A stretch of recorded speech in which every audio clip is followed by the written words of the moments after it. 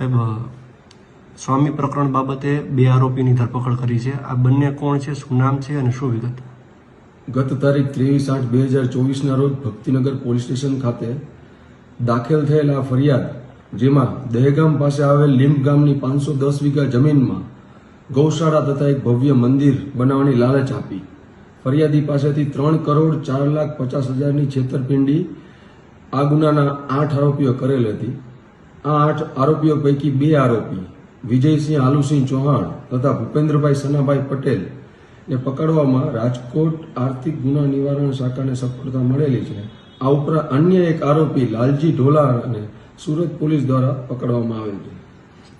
આ ઉપરાંત બીજા 6 અન્ય આરોપીઓને પકડવા માટે રાજકોટ પોલીસની અલગ અલગ ટીમો બનાવીને તેઓને પકડવાની તપાસ તજવીજ ચાલુમાં છે. સાહેબ, આ બંનેનો રોલ શું છે આ સમગ્ર પ્રકરણમાં? આ બંને આરોપી વિજય આલુસિંહ ચૌહાણ તથા ભૂપેન્દ્રભાઈ સનાભાઈ બંને લીંબ ગામના વતની છે અને બંને ખેડૂત બનીને ફરિયાદી પાસેથી છેતરપિંડી કરેલ છે.